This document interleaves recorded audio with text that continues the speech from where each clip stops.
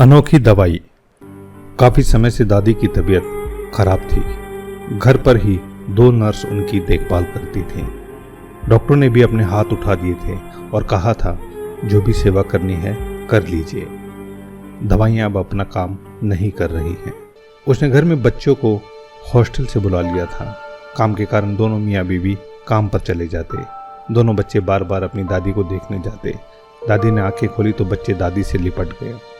दादी, पापा कहते हैं आप बहुत अच्छा खाना बनाती हैं। हमें हॉस्टल का खाना अच्छा नहीं लगता। क्या आप हमारे लिए खाना बनाओगी? नर्स ने बच्चों को डांटा और बाहर जाने को कहा। अचानक से दादी उठी और नर्स पर बरस पड़ी। आप जाओ यहाँ से। मेरे बच्चों को डांटने का हक किसने दिया है? खबरदार अगर बच्चों को डांटने की कोशिश की। कमाल करती हैं आप। आपके लिए तो हम बच्चों को मना कर रहे हैं। बार बार आते हैं आपको देखने और डिस्टर्ब करते हैं। आपको आराम भी नहीं करने देते। अरे इनको देखकर मेरी आंखों को और दिल को कितना आराम मिलता है तू क्या जाने। ऐसा करो, मुझे नहाना है, मुझे बाथरूम तक ले चलो। नर्स हैरान और अवाक थी। कल तक जो दवाइयाँ काम नहीं कर रही थी और आज ये इतना चेंज। सब समझ के बाहर था जैसे। नहाने के बाद दादी ने नर्स को खाना बनाने में मदद को कहा। नर्स ने पहले तो मना किया, फिर कुछ सोचकर वह मदद करने लगी। खाना बनने पर बच्चों को बुलाया और रसोई में ही खाने को कहा। दादी, हम जमीन पर बैठकर खाएंगे और वो भी आपके हाथों से। मम्मी तो टेबल पर खाना देती है और खिलाती भी नहीं। दादी के चेहरे पर खुशी थी। वह बच्चों के साथ बैठकर उन्हें खिलाने लगी। बच्चों ने दादी के मुंह से निवाले लिए। दादी की आंखों में आंसू बहने लगे। दादी, आप रो क्यों रही हैं? दर्द हो रहा है क्या? मैं आपके पैर दबा दूं?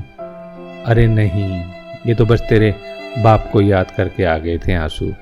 वो भी ऐसे ही खाता था मेरे हाथों से। पर अब कामयाबी का ऐसा भूत चढ़ा कि खाना खाने का वक्त भी नहीं है उसके पास और ना ही माँ से मिलने का समय। दादी, आप ठीक हो जाओगी। हम दोनों आपके ही हाथ से खाना खाएंगे। और पढ़ने कौन जाएगा? तेरी माँ रहने देगी क्या तुमको? दादी, अब हम कभी नहीं जाएंगे, यहीं रहकर पढ़ेंगे। दादी ने बच्चों को सीने से लगा लिया। नर्स ने इस इलाज को कभी पढ़ा ही नहीं था जीवन में।